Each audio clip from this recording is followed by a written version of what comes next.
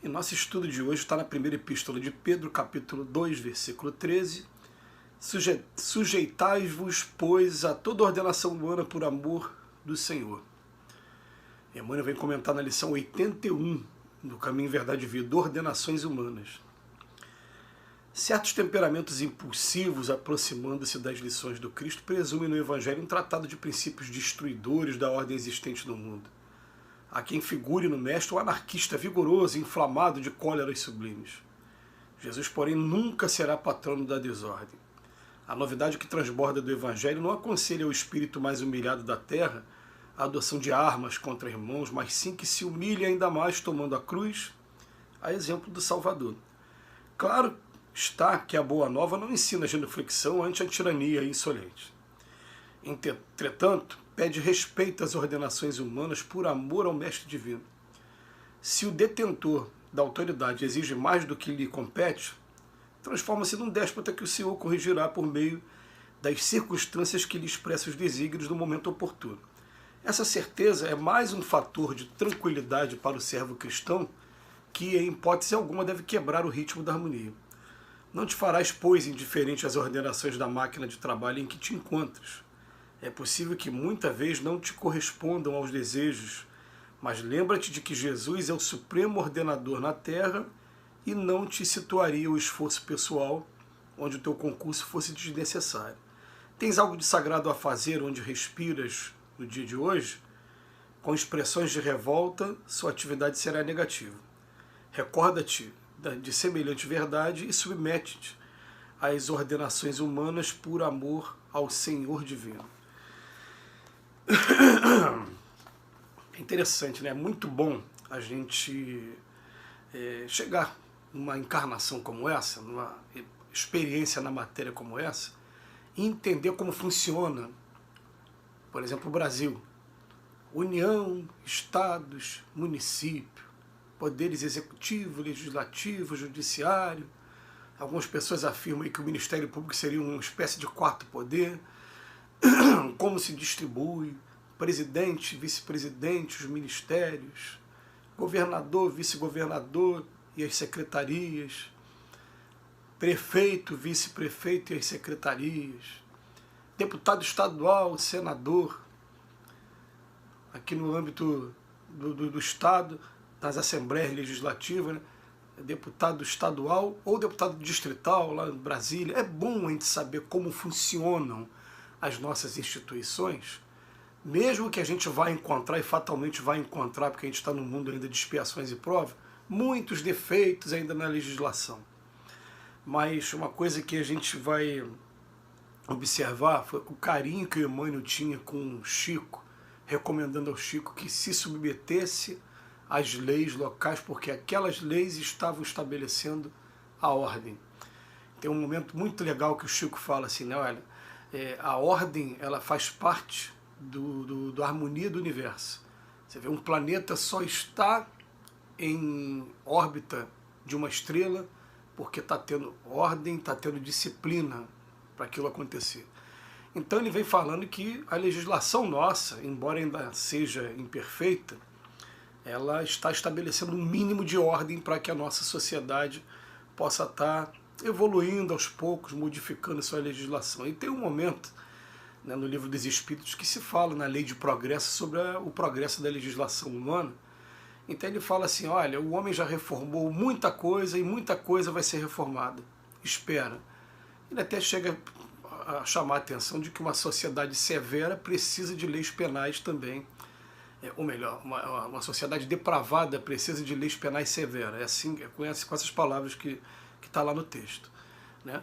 E a gente vai percebendo o seguinte, que a gente chega no mundo que a gente está agora e encontra algumas pessoas que abusam do poder, como diz aqui na lição de hoje, e mais ele chama a atenção nossa para o seguinte, que se o detentor da autoridade se transforma em um déspota, o Senhor vai corrigir a qualquer momento, né? Então, a semeadura é livre, mas a colheita é obrigatória. Isso para a gente já deve ser o suficiente, não para ficar naquela posição de espectador querendo mais ver o circo pegar fogo. Se puder até alertar, não, olha só, a lei de causa e efeito faz isso, então procure fazer com que né, os seus atos não sejam depois o motivo da sua consciência ficar pesada, ficar intranquila. Mas o que acontece aqui na lição de hoje, ela vem falar o seguinte, dos dois lados, fala assim, nem uma coisa radical, nem outra coisa radical. Tem hora que ele fala aqui, ó, é claro também que a Boa Nova não vai ensinar a genuflexão ante a tirania insolente. Você não vai ficar também inerte, ou ser obrigado a concordar com aquilo. Não, nós não vamos concordar. Mas também não vamos acabar com a nossa harmonia e usar o lado da agressão, usar o lado, né? Aí é que está o grande desafio para cada um de nós. E o grande desafio que, mais uma vez, não tem como a gente deixar de lembrar, de fazer referência ao grande Mahatma lá da Índia, o Mahatma Gandhi. Gandhi foi uma figura espetacular e talvez uma das principais figuras do mundo no século XX. O que é que ele fez? Era a teoria da paz. Querem ficar do meu lado? Quem quiser ficar do meu lado tem que ter disposição, predisposição a não entrar na sintonia de violência. Era não violência o tempo todo. E conseguiu modificar muitas legislações, inclusive conseguiu também a independência do seu povo na época. Então vem mostrando para a gente, ó, vamos ficar inerte? Não. Mas também a gente vai se revoltar a ponto de acabar com a harmonia interna e se comprometer com as leis de causa e efeito? Também não. A gente vai aprendendo que o que a gente faz volta para a gente, querendo ou não querendo. A desordem que a gente causa vai voltar para a gente também. Somos responsáveis pelos pensamentos e pelos sentimentos que a gente provoca uns nos outros. Somos. Cada um vai ter a sua parcela. Não tem jeito. E a gente vai procurar fazer as coisas da melhor maneira. Mas todas as sociedades, quando eu comecei falando da sociedade, é porque daqui a pouco eu vou em outros lugares, né? E vejo também como é que se organiza aquele lugar, como é que a sociedade se organiza. E tudo começa a ser do pequenininho. Como cada família se organiza, como cada condomínio se organiza, como cada município se organiza. Né? Dentro da federação que é o Brasil, cada um tem a sua autonomia. Mas a gente viu muitas discussões, né, recentemente. Né? O nosso país, infelizmente, não tem uma formação política desde as escolas, como acontece na Europa. Na Inglaterra, por exemplo, a criança desde cedo já sabe quem é a rainha e quem é o parlamento inglês. A gente não. Né? A gente ainda teve aulas aí de OSPB, de educação moral e cívica, mas isso já foi abolido do nosso sistema de ensino há muitos anos. Mas a gente vê, assim, por exemplo, comunismo. O que os países que são comunistas, os pouquíssimos países que são comunistas hoje? Lá não tem cobrança de tributo. Lá qualquer trabalho que você vai fazer, você é um empregado do Estado. E o Estado te dá ali uma parcela muito pequena e fica fiscalizando, para ver se você não vai ser aquela pessoa que vai usurpar aquilo que na verdade é do Estado. É uma maneira de se organizar? É uma maneira de se organizar. É diferente da nossa federação, assim como a federação nossa aqui também é diferente da federação dos Estados Unidos. Né? Que aqui todo o poder está na mão da União. Lá não é o contrário, o poder está na mão dos Estados.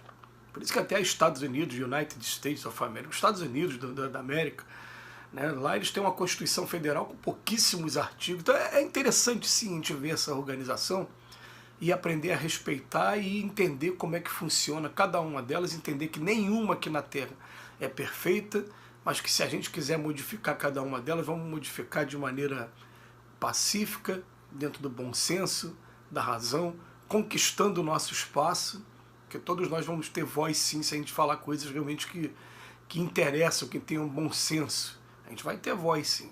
Se não está sendo agora no momento, vai ser agora com as gerações futuras, porque o planeta vai regenerar querendo ou não querendo, e essa geração nova que está chegando está preocupada com essa regeneração e com a modificação agora da sintonia nossa, sempre para cima, sempre voltada para o amor, sempre voltada para o progresso.